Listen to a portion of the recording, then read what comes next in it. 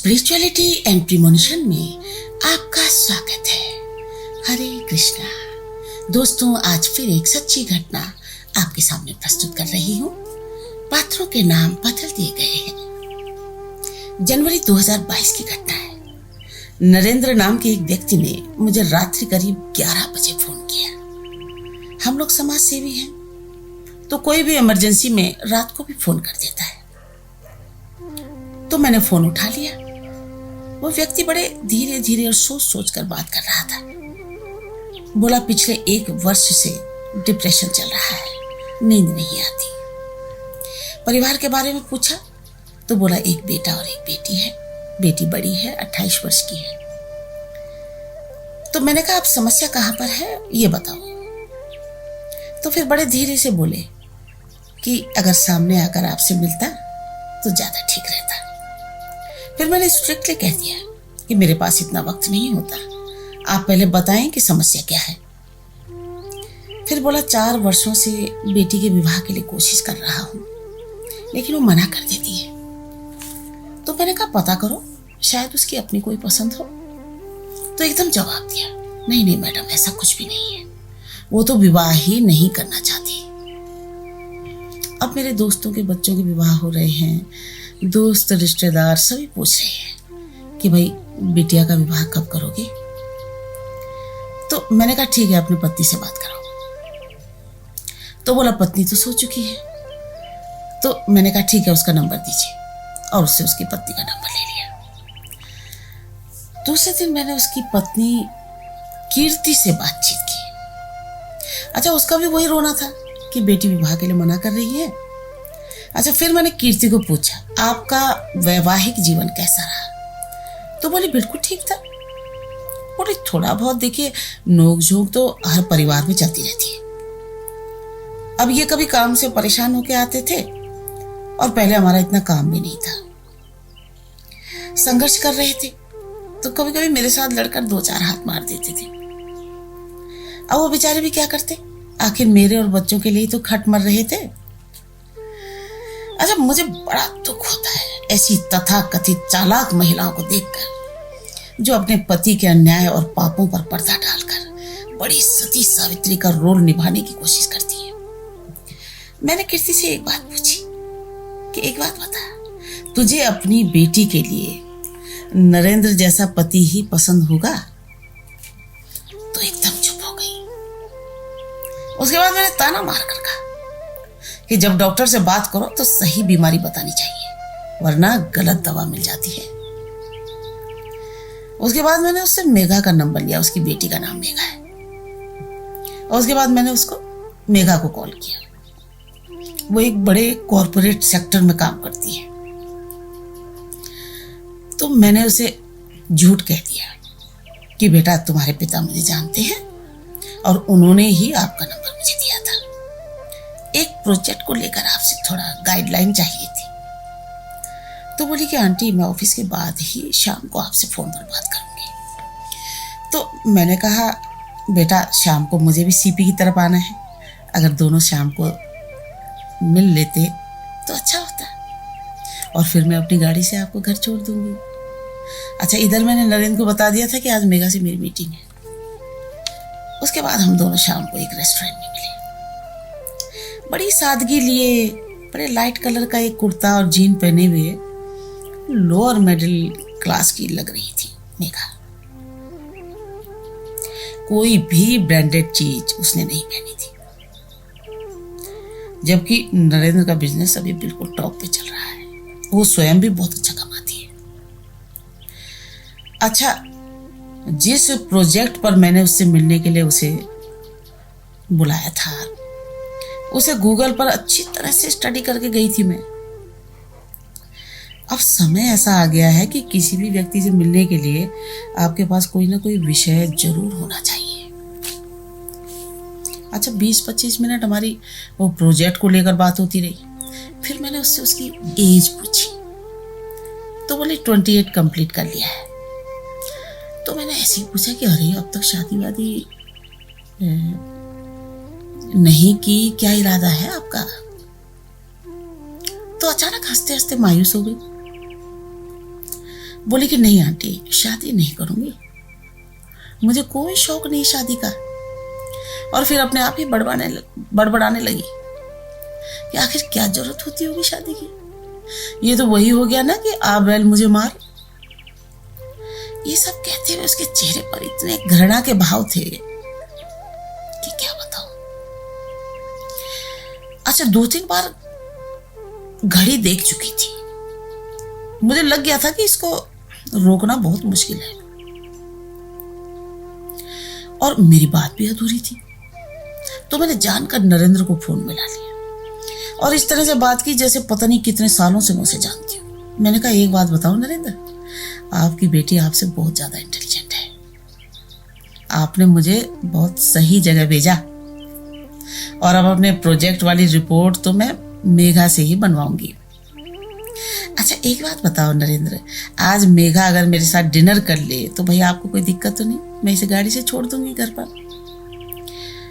अच्छा, इस बात को करने के दौरान मैं मेघा को देख रही थी, उसके चेहरे पर कोई एक्सप्रेशन नहीं था। बोले, आंटी 10 वर्षों से मैं पापा से बात नहीं करती। बोले, ये इंसान कहलाने लायक नहीं है। तो मैंने कहा, बेटा ऐसी बात नहीं करती, आखिर वो आपका पापा है। वो बोली, आंटी मैं कभी झूठ नहीं बोलती। और उसके बाद रोने लगी। फिर रोते रोते बोली कि आंटी, ये आदमी मेरी माँ को बिना किसी वजह, बिना किसी कारण बहुत पीटता था। तो मैंने कहा, बेटा क्यों पीटते थे? तो बोली कि आंटी कोई भी कारण नहीं होता था, ये उनकी ही मर्जी होती थी कि वो कोई भी कारण बनाकर मम्मी को पीटने लगते थे। और जब मैं 10 वर्ष की हुई तो मैंने एक दिन पेपर वेट इसके सिर पर मारा था, जो कि इसकी पीठ पे लगा। उसके बाद इसने मुझे बहुत मारा। उसके बाद ये माँ के साथ मुझे भी, सोच लीजिए कि 20 वर्ष की थी मैं, ये तब तक मुझे पीटता रहा माँ के साथ।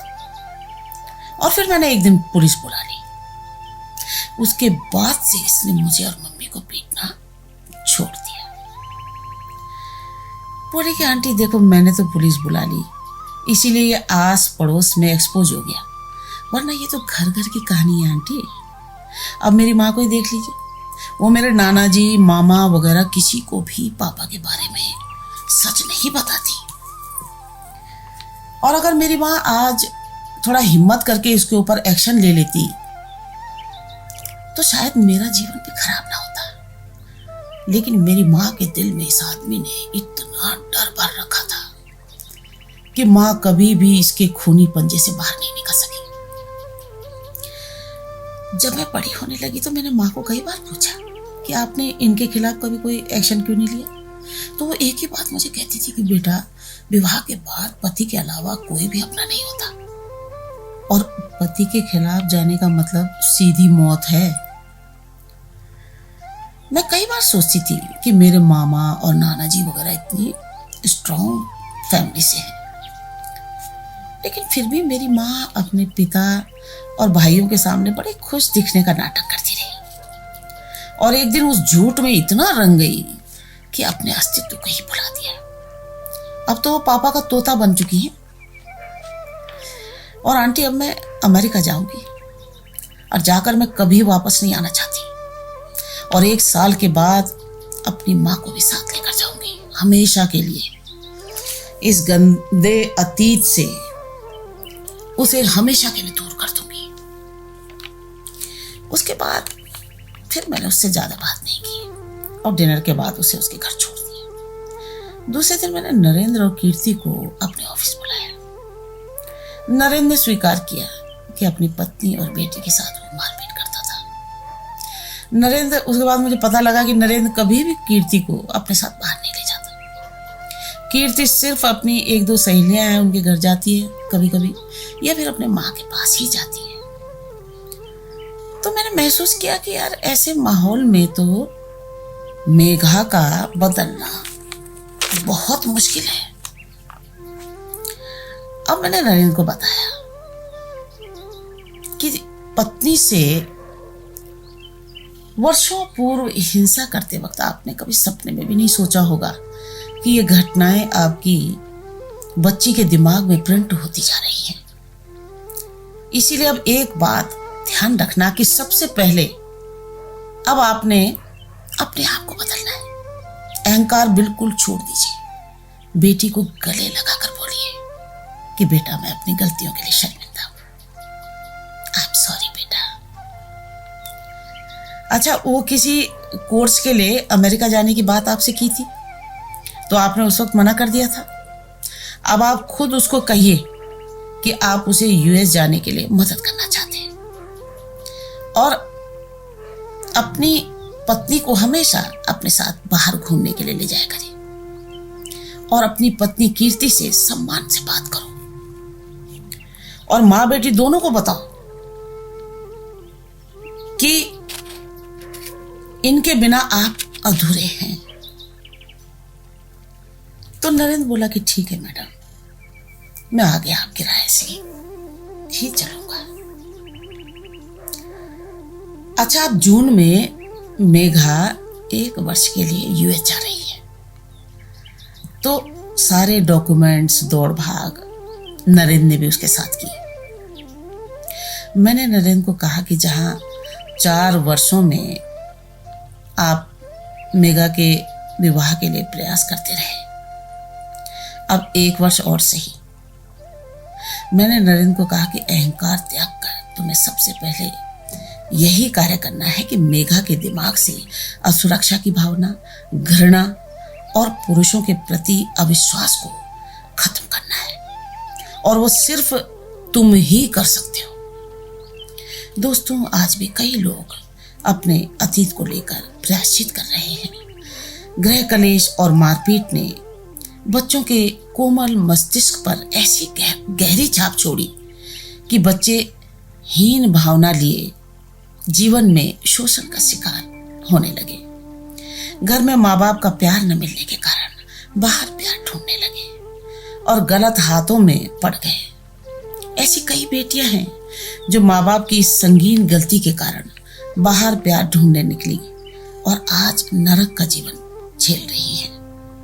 और दूसरी तरफ ऐसे बेटे भी हैं जिन्होंने माँ बाप के कलेश के कारण बाहर प्यार ढूंढने की कोशिश की और वैश्यालयों के चक्कर लगाने लगे। दोस्तों, बच्चे तो जानवर भी पैदा कर लेते हैं, लेकिन इंसानों को बहुत सोच समझकर ये कदम उठाना चाहिए। अगर आप सचमुच अपने बच्चों से प्यार करते हो तो कभी भी घर पर आपस में मारपीट और गाली गलौज मत करना। मैं हमेशा केस की गंभीरता के हिसाब से उसे सॉल्व करने के बड़े सुलभ और सकारात्मक तरीके निकालती हूँ। जरूरी नहीं कि हर केस की पुलिस फाइल बने या फिर कोर्ट को बीच में घसीटा जाए। अब इस केस को ही लीजिए। क्या हमें नरेंद्र के खिलाफ पुलिस फाइल बनानी चाहिए या एफआईआर दर्ज करनी चाहिए, जबकि इस घटना को 20 वर्ष हो गए। नरेंद्र जो बोया वो अब उसी को काटना होगा। अहंकार, नासमझी और अज्ञानता के चलते कई केसेस में विवाह के बाद पुरुष स्त्री से संसर्ग करने के बाद बड़ा पजेसिव और ठेकेदारी करने लगता है। उसे अपनी औरत को किसी से बात करना या खिड़की के बाहर झांकना भी पसंद नहीं होता और इसी असुरक्षा की भावना के चलते वो पत्नी को एक टूल की तरह इस्तेमाल करने लगता है और मारपीट करने लगता है। और इसी मारपीट के चलते अगर महिला को गर्भ ठहर जाए तो बच्चा माँ के पेट में भी भयभीत रहता है और बाहर आने के बाद ये मारपीट और हिंसा जब अपनी आंखों से देखता है तो उसके दिमाग में ही प्रिंट हो जाती है और हम लोग सोचते हैं कि भाई छोटा बच्चा है, इसको क्या पता लग रहा है। बच्चा माँ बाप के प्यार में अपने आप को सुरक्षित महसूस करता है, लेकिन जब माँ बाप ही एक ना हो तो बच्चा बड़ा असुरक्षित महसूस करता है और फिर किसी पर भी विश्वास नहीं करता। दोस्तों, आध्यात्मिक ऊर्जा और मानसिक शांति के लिए ओम नमो भगवते वासुदेवाय नमः का ही मंत्र सर्वोत्तम माना जाता है। मैंने नरेंद्र को ओम नमो भगवते वासुदेवाय नमः की एक माला रोज सुबह करने को कहा और ब्रह्म मुहूर्त और रात्रि को सोते वक्त बेड में ये 3 अफर्मेशंस रोज बोलने को कहा। फर्स्ट नंबर था, मैं अपनी मुश्किलों से बाहर निकलकर सुख शांति के साथ अपने परिवार के साथ अब सम्मानित जीवन जी रहा हूं। सेकंड नंबर था, मेरी बेटी का रिश्ता बहुत अच्छी जगह हो चुका है। थर्ड नंबर था, हे प्रभु आपकी कृपा के लिए अनेकों धन्यवाद। हर एक अफर्मेशंस को 5 बार रिपीट करना है, ये मैंने उसे बताया। इसके अलावा मैंने नरेंद्र और उसके परिवार को अपने घर पर डिनर के लिए बुलाया। अच्छा, मेरी बड़ी बेटी बड़ी व्यवहार कुशल और सुलझी हुई है।